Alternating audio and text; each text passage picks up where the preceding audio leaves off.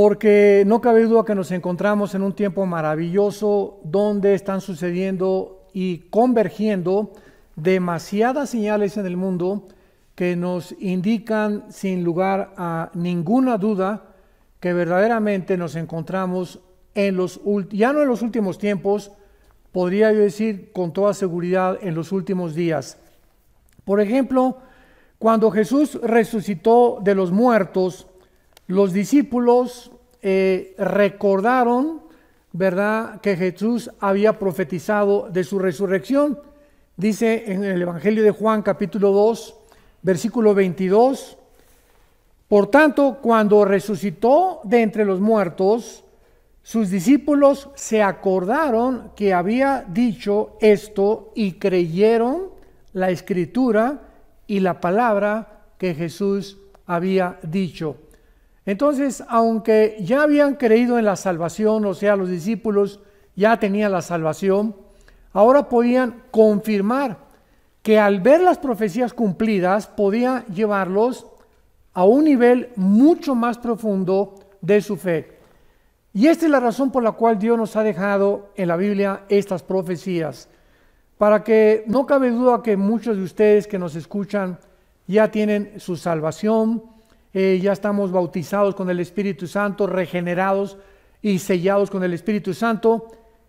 Sin embargo, mientras más avanza el mundo en el conocimiento y mientras más nos acercamos a la segunda venida del Señor Jesucristo, más señales están convergiendo al mismo tiempo, indicándonos realmente que sí nos encontramos en esta última generación.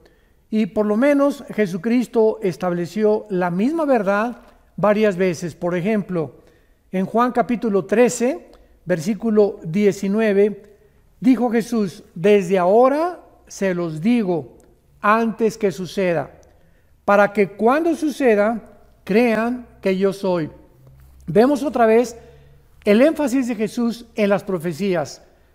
Les estoy contando algo que va a suceder, para que cuando suceda ustedes se recuerden que yo se los dije, y en ese momento ustedes van a comprender que les dije la verdad y que yo soy el único que conozco el futuro. Pero también encontramos otra parecida en Juan capítulo 14, versículo 29. Ahora os lo he dicho antes, es Jesús hablando, antes de que suceda, para que cuando suceda, creáis. Otra vez Jesús nos muestra que las profecías son con el propósito principal de que nosotros vamos a ver el cumplimiento y nuestra fe va a estar mucho más profunda. Y finalmente en Juan 16, versículo 4, Jesús dijo: mas os he dicho estas cosas para que cuando llegue la hora se acuerden de que ya lo había yo dicho. Esto no os lo dije al principio, porque yo estaba con ustedes. Vemos entonces el énfasis de Jesucristo insistiendo en que pongamos atención a las profecías, porque esto va, repito e insisto, a profundizar nuestra fe y además podamos nosotros tener la evidencia completa de que pues no necesitamos milagros, ver que algún rayo caiga del cielo, que algún paralítico se levante una silla de ruedas para que podamos creer. Básicamente las profecías son suficientes para que podamos nosotros tener la palabra profética más segura. Muy bien, ahora vemos nosotros que estas increíbles profecías cumplidas es una de las más grandes manifestaciones y pruebas de que Dios existe y de que la obra de Dios a través de la historia y a través de todos los eventos que están sucediendo son reales y profetizados con siglos de anticipación. Veamos, por ejemplo, en el libro de Isaías capítulo 44, que Dios estableció a través de este profeta una evidencia absoluta para que también pudiéramos nosotros creer, los que estamos en el siglo XXI, realmente que las profecías de Dios son completamente sin ninguna equivocación y se cumplen al 100%. Dice Isaías 44, versículos 6 al 8, escrita hace 2700 años, o sea, 700 años antes de que Jesucristo viniera al mundo. Y dice así, Isaías 44, del 6 al 8. Así dice Jehová, Rey de Israel, y su Redentor, Jehová de los ejércitos. Yo soy el primero, y yo soy el postrero, y fuera de mí no hay Dios. Aquí el profeta Isaías está hablándonos acerca de la eternidad de Dios y del principio y el final con el cual encontramos nosotros en la Biblia declarado todos los acontecimientos desde la creación del universo hasta el final de la historia humana. Cuando Dios dice, yo soy el primero, nos está mostrando que Él es el único que conoce el principio, porque la ciencia jamás podrá averiguar cuándo tuvo inicio el universo, cuál es el origen de la humanidad. Esto la ciencia nunca lo podrá comprobar, porque para que sea científico tiene que ser repetitivo. Entonces, cuando Dios dice yo soy el primero, Él es el que puede en la Biblia mostrarnos cuál fue el inicio tanto de la creación del universo como también la creación de nosotros, de los ángeles y de todo lo que existe. Y cuando dice Dios, y yo al mismo tiempo soy el último o el postrero, ¿qué nos está queriendo decir? Que si Él es el primero y Él es el último, nosotros nos encontramos en medio. O sea, porque todavía no llegamos al final. Entonces, si nosotros estamos en medio y Él es el final y Él nos ha dicho a través de la historia de qué forma todos los eventos se han venido cumpliendo, tenemos la absoluta confianza de que podemos nosotros también saber que el final será como Dios lo profetizó en las Sagradas Escrituras y como Jesucristo y sus apóstoles lo profetizaron también. Pero el profeta Isaías continúa diciendo en el versículo 7, ¿quién proclamará lo venidero, lo declarará y lo pondrá en orden, delante de mí, como yo hago desde que establecí el pueblo antiguo? Anuncien lo que viene y lo que está por venir. Aquí Dios está lanzando un interrogatorio, un cuestionamiento. Podría yo decirle que es como un desafío, como un reto. Y está preguntándoles a todos los falsos profetas que han surgido a través de la historia, ¿quién puede realmente proclamar el futuro con la exactitud del 100% de las profecías cumplidas como las que están en la Biblia? ¿Quién? Nadie en la historia. Que las profecías de Nostradamus y las profecías de Mahoma, etcétera, etcétera, nos damos cuenta que las de Nostradamus se cumplieron en un 30-40% y las otras 60-70% fracasaron. El único que realmente puede conocer el futuro es Dios. De ahí esta interrogante, y continúa diciendo, ¿quién podrá proclamar lo venidero, lo declarará y lo pondrá en orden delante de mí, como hago yo desde que establecí el pueblo antiguo? ¿Qué quiere Dios decirnos con esta pregunta?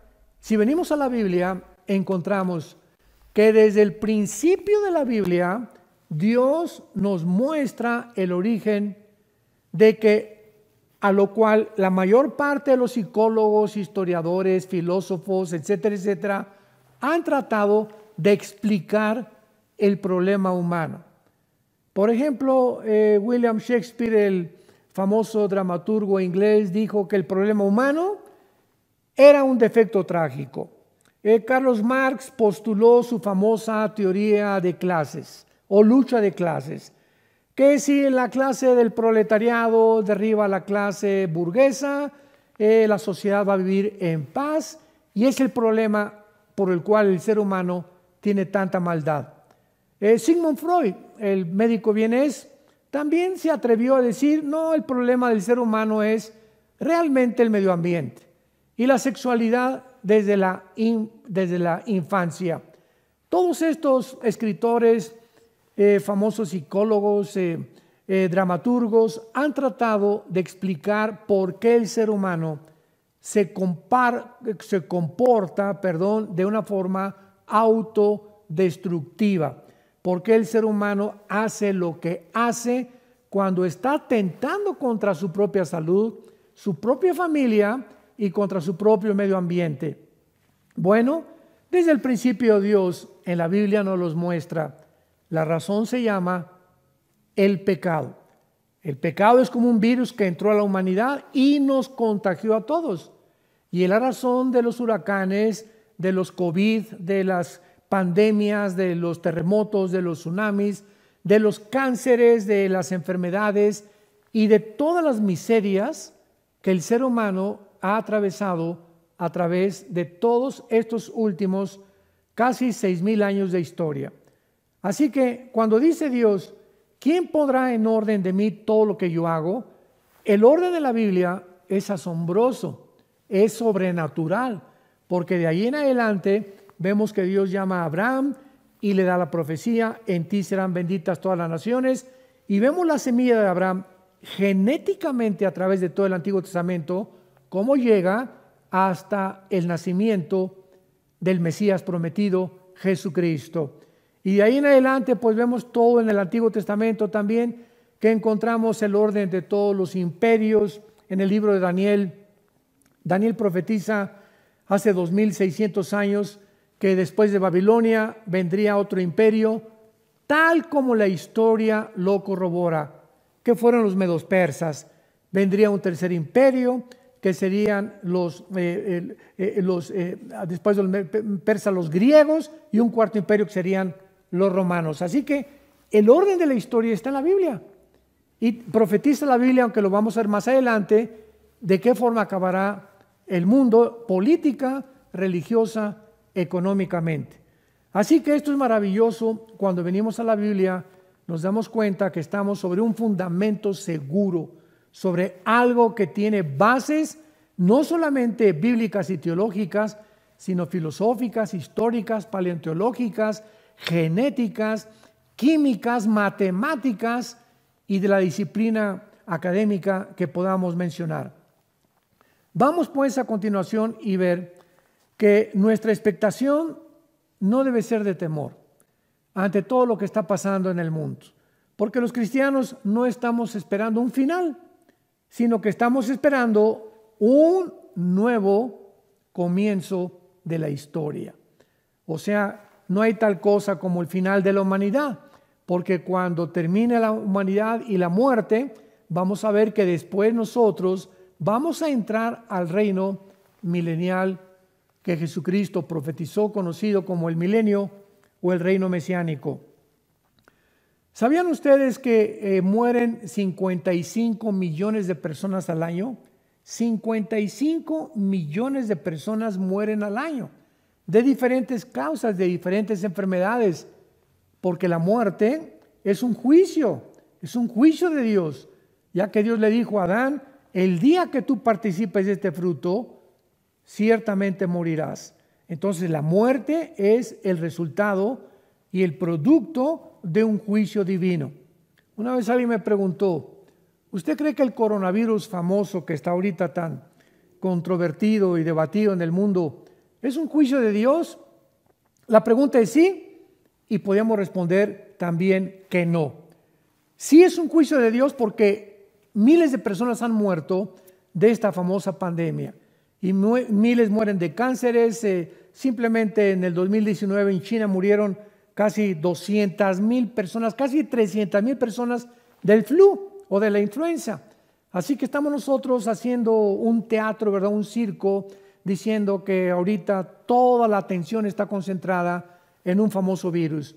Pero 55 millones de personas cada año están muriendo en el mundo. Y este fue el caso realmente de que nosotros podamos ver a dos ejemplos en el Nuevo Testamento del famoso Simeón y Ana, que estaban esperando no un final, sino un nuevo comienzo de la historia. En el libro de Lucas, en el Nuevo Testamento, capítulo 2, esto es maravilloso y siempre me ha asombrado y me ha confortado y me ha animado muchísimo a mantener este espíritu expectante de saber que no estamos esperando un final, los cristianos, estamos esperando un nuevo comienzo, porque el día que nosotros muramos, comenzamos una nueva vida y una vida que verdaderamente ya estará libre de enfermedades y de problemas como los que actualmente estamos atravesando. Veamos en Lucas capítulo 2, versículo 25 y 26, estas palabras. Esto fue antes de que Cristo naciera y está relatándonos la vida de dos personas ya en estado, se podía llamar de la tercera, cuarta edad, Simeón y Ana, que ellos, a pesar de vivir en un gobierno como el gobierno romano, perseguidos, donde en un lapso futuro iban a comenzar a aventar a los cristianos a los leones, ellos mantenían la esperanza de que cuando naciera el Mesías cambiarían las cosas. Y dice así Lucas 2:25: había en Jerusalén un hombre llamado Simeón, y este hombre justo y piadoso esperaba la consolación de Israel. Este hombre, a través de todos los años que él vivió, tenía una esperanza, que cuando viniera el Mesías se cumplieran las profecías del Antiguo Testamento y él pudiera personalmente dar testimonio de que realmente su fe no había sido en vano. Estaba esperando la consolación de Israel y el Espíritu Santo estaba sobre él. Y le había sido revelado por el Espíritu Santo que no vería la muerte antes que viera al ungido del Señor. Y movido por el Espíritu, vino al templo, y cuando los padres del niño Jesús le trajeron al templo para hacer por él conforme al rito de la ley, él lo tomó en sus brazos y bendijo a Dios diciendo: me voy a detener aquí. Este hombre estaba esperando al Mesías y enfrentó todas las vicisitudes de la vida para que esa esperanza no muriera en él. Y el Espíritu Santo que estaba sobre él, porque era un hombre piadoso, porque sin fe es imposible agradar a Dios, le había prometido que él no iba a morir antes de que viera al Mesías. Y cuando trajeron a Jesús al templo, ¿cómo sabía él que era el niño Jesús? ¿Cómo sabía él que era el Mesías? Porque veamos lo que dice cuando lo carga. Versículo 29. Ahora, Señor, despides a tu siervo en paz conforme a tu palabra, porque han visto mis ojos tu salvación, la cual has preparado en presencia de todos los pueblos, luz para revelación a los gentiles y gloria de tu pueblo Israel. Vemos nosotros una de las primeras profecías de Simeón en la Biblia, con el niño Jesús cargándolo en sus brazos y anunciando que realmente él era y que ahora podía morir en paz porque ya había visto que el Mesías prometido venía a este mundo. Pero veamos ahora el caso de otra mujer llamada Ana, en el versículo 36 al 38. De Lucas capítulo 2. Estaba también Ana, la profetisa, hija de Samuel o de Famuel, de la tribu de Aser, de edad muy avanzada, pues había vivido con su marido 7 años desde su virginidad, y era viuda hacía 84 años y no se apartaba del templo, sirviendo noche y día con ayunos y oraciones. Esta, presentándose en la misma hora, daba gracias a Dios y hablaba del niño a todos los que esperaban la redención de Israel. O sea, en el mismo momento que Simeón cargó al niño Jesús, ahí estaba otra mujer llamada Ana, que tenía 85 años de viuda, imaginémonos nada más. Me imagino que ya tendría como 95 o 98 años, casi 100 años de edad. Y en ese momento ella da testimonio de lo que Simeón había dicho anticipadamente, que ella estaba segura que ahora venía la salvación del pueblo de Israel. Pasemos ahora y veamos a continuación la aparición de las señales. Una vez que hemos visto que las profecías están en la Biblia con el propósito de enseñarnos a vivir en fe, a confiar que lo que Dios ha dicho se tiene que cumplir.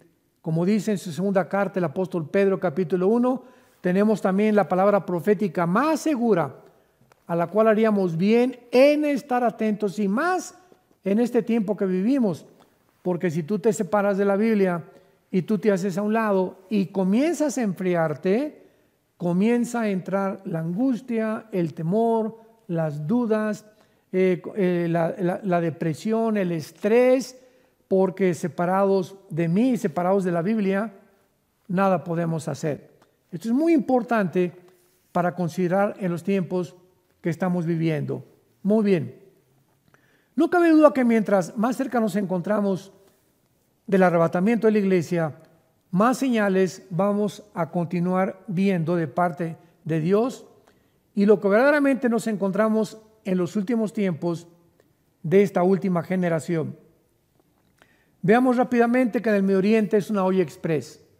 Ahora está China, Rusia e Irán unidos tal como se profetizó hace 2700 años en Ezequiel 38 y 39.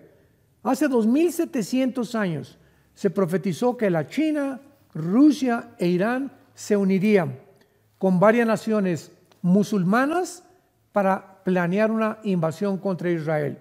Entonces vemos que también se levanta Turquía con el presidente Erdogan amenazando a Israel hace algunos meses, diciendo que él no va a permitir que más naciones árabes se unan actualmente, como ya lo hicieron los Emiratos Árabes Unidos, Bahrein, Sudán y últimamente la nación de Marruecos, que está, ¿verdad?, al sur de España, en el norte de África.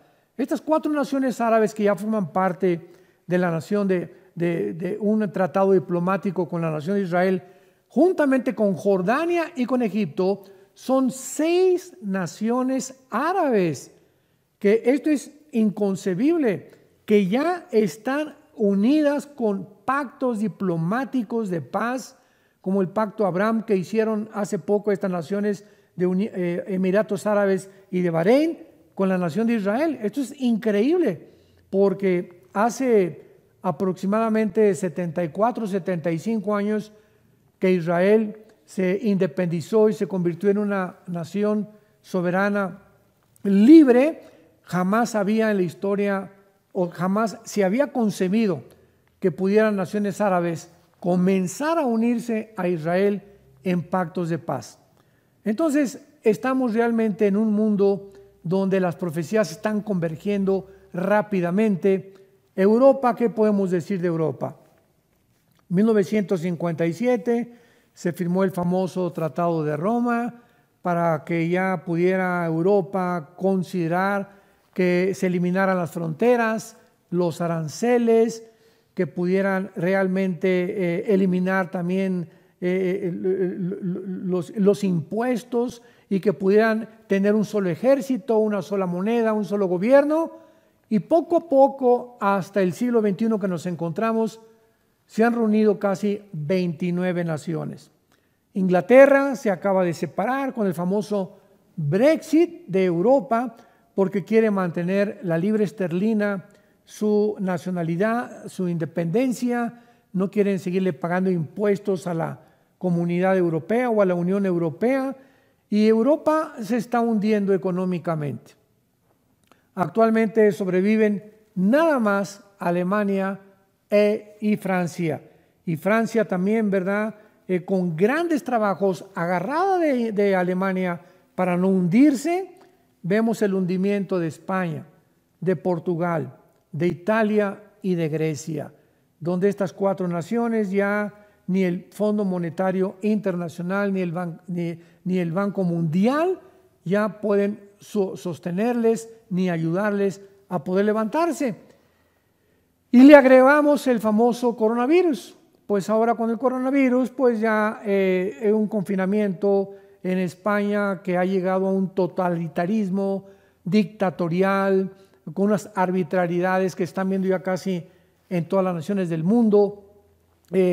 Ahora vemos nosotros que las personas de edad, porque Europa es un continente de personas de la tercera, cuarta edad. La mayor parte de los europeos ya no quieren tener hijos. Entonces es un continente viejo.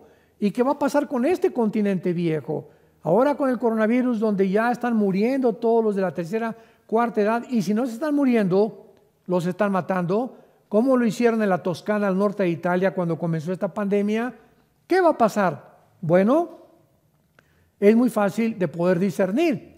Saben ustedes que Grecia y Italia y algunas naciones como Alemania y Francia abrieron sus fronteras a todos los refugiados que venían del Medio Oriente. Todos los refugiados de Siria, de Irak, han entrado por Grecia, han entrado por Italia, han comenzado a entrar a todas las naciones. Simplemente hay más de 40, 50 mil refugiados en cada una de estas naciones que acabamos de mencionar. ¿Y qué va a suceder? Bueno, pues los musulmanes se reproducen al 7:1. ¿Qué quiero decir? Que por cada europeo que nace, nacen 7 musulmanes. Con esto podemos nosotros deducir que en 8 años, para el año 2027-2028, Europa será un continente musulmán, controlado por los musulmanes y por la ley de los musulmanes, y vamos a ver que las profecías bíblicas se van a cumplir, porque tal vez el anticristo tendrá raíces musulmanas, ya que provendrá de alguna nación o de Siria o de Irak, del Medio Oriente. Este panorama pues general que acabo de compartir con ustedes nos abre un poco los ojos para darnos cuenta de qué forma está el mundo convergiendo a las señales de estas que vamos a comenzar a estudiar, pero tenemos que tener un panorama muy claro para poder saber que tenemos el tiempo límite, el tiempo contado, y haríamos bien al darnos cuenta que el fin de todas las cosas se acerca, ser sobrios y velar en oración. Pero vamos a comenzar con el surgimiento del nuevo imperio romano como la primera señal que converge con el siglo XXI. Vamos a ver una señal que se mostró hace 2600 años con algo que está actualmente llevándose a cabo políticamente y religiosamente en el mundo.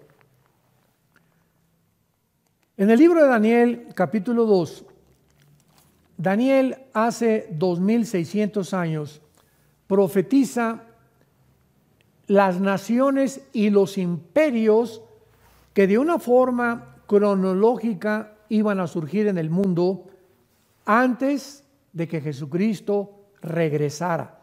Vuelvo a repetir, de una forma cronológica. Nos acordamos de la profecía de Isaías 44, que dice Dios: ¿quién pondrá en orden las cosas de la historia como lo hago yo desde que establecí el pueblo antiguo?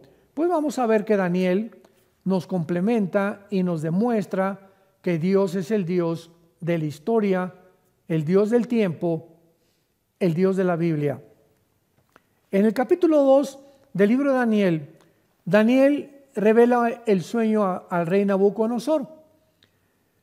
Y el rey Nabucodonosor había tenido un sueño de una gran estatua que estaba formada por la cabeza de oro, los brazos y el pecho de plata, el vientre de bronce, las piernas de hierro y los pies mezclados de hierro con barro.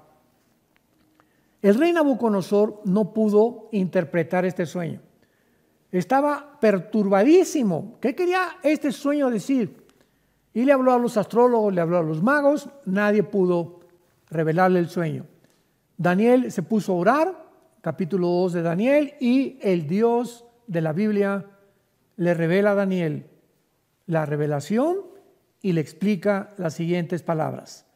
La cabeza de oro es el imperio babilónico, donde Daniel se encontraba en ese momento sirviendo. El brazo y el pecho de plata es el reino de los medos y los persas, que vinieron exactamente después de el imperio babilónico. El vientre de bronce, le dice el ángel a Daniel, es el imperio que sigue, que de acuerdo a la historia fueron los medos y los persas.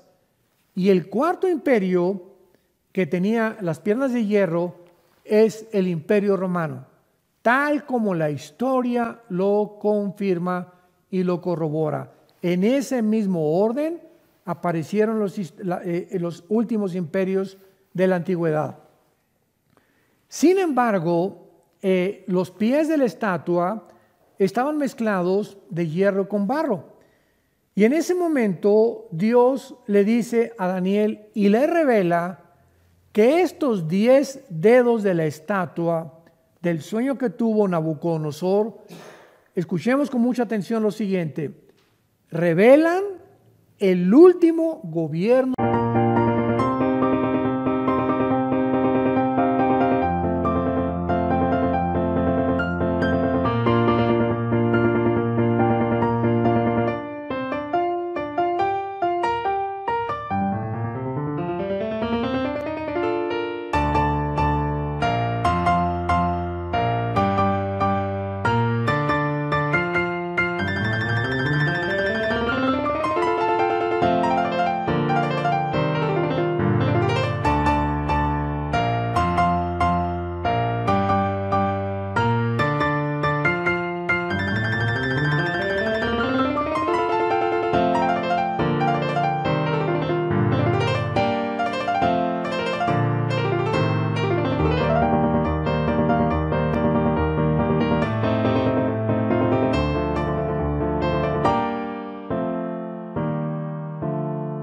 que aparecerá antes de que Jesucristo regrese.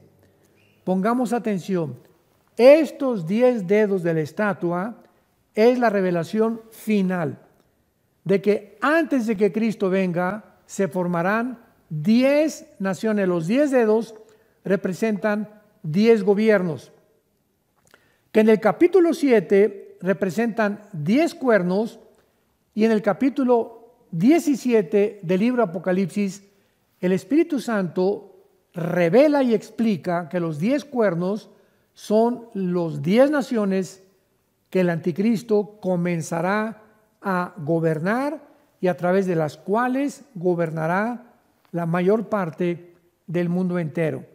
Pero veamos con detalle esta profecía en Daniel 2, versículo 42 en adelante. Y por ser los dedos de los pies en parte de hierro y en parte de barro cocido, el reino será en parte fuerte y en parte frágil. Así como viste el hierro mezclado con barro, se mezclarán por medio de alianzas humanas, pero no se unirán el uno con el otro, como el hierro no se mezcla con el barro. Y en los días de estos reyes, pongamos mucha atención, en los días de estos reyes, el Dios del cielo levantará un reino que no será jamás destruido. En los días cuando se formen estas 10 naciones, estos 10 gobiernos, en esos días es cuando Cristo regresará al mundo.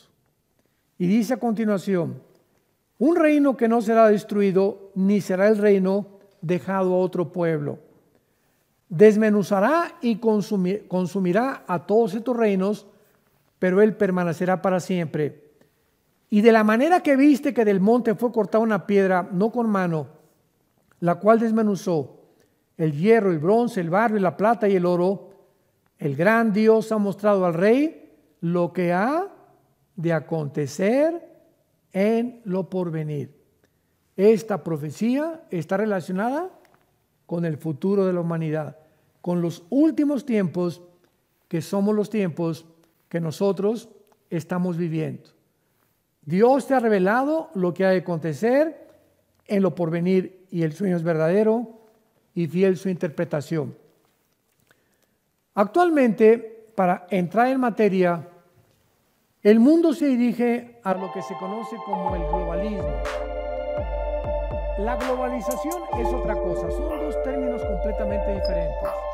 La globalización es la razón por la cual tú y yo ahorita me pueden ustedes ver a través de los medios de comunicación, a través de los cuales yo puedo transmitir esta conferencia, este video, etcétera, etcétera. La forma como los satélites de comunicación han unido como una red, como una telaraña a todas las naciones, es al punto donde el mundo ha llegado gracias a la tecnología que tuvo su inicio en el siglo XX, en la década de los 70s, 80s. Es una globalización. El globalismo es otra cosa. El globalismo es una agenda que está manejada por un grupo de multimillonarios, una élite, que la forman los del club de Bilderberg, que algún día vamos a hablar de eso. Están detrás de esto un multimillonario llamado George Soros, David Rockefeller, Bill Gates, etcétera, etcétera. Y este grupo, esta élite, tiene como propósito principal quitar las fronteras del mundo, que ya se abran las fronteras a todo el mundo, que el mundo pueda llegar a ser gobernado por varias naciones. La Biblia dice que serán 10 naciones las que van a gobernar finalmente el mundo entero, que ya no haya leyes morales, que se permita el huracán que viene y el tsunami de inmoralidad, de la ideología de género, matrimonios gays, el movimiento LGTB, etcétera, etcétera. Este movimiento globalista tiene como propósito principal desbancar la familia cristiana, hacer a un lado y redefinir la familia y el matrimonio que tiene su fundamento en la Biblia y durante por 6,000 años ha sido entre un hombre, una mujer y los niños. Entonces, esta agenda global le interesa desbancar las religiones, los valores morales, para que finalmente sea el Estado el que pueda controlar a los seres humanos. Y de esta forma, ¿verdad? Mientras más pobreza, cuando nuestra lealtad ya no es a Dios, ni tampoco a Jesucristo, entonces el Estado quiere que la lealtad sea al Estado. Y la religión impide que nosotros tengamos una lealtad total al Estado. Por eso es que tiene que eliminar de alguna forma nuestra lealtad a Dios y acabar con todo aquello que represente a Dios. Esto es interesante porque la Biblia así lo profetizó, que así terminaría el mundo, donde dice en la segunda carta a los Tesalonicenses, capítulo 2, el apóstol Pablo, que el anticristo se hará Dios, se adjudicará el título de Dios, donde nadie más que Él gobernará y donde Él será el que controlará finalmente. Él resurgirá a Europa, Él traerá soluciones para el medio ambiente, para la pobreza, para los virus. Va a ser un genio, va a ser un hombre dotado de poderes extraordinarios, sobrenaturales, que vendrán del propio Satanás. Y ahí es precisamente donde nos encontramos y donde también en el próximo estudio vamos a continuar compartiendo con ustedes las señales de los últimos tiempos.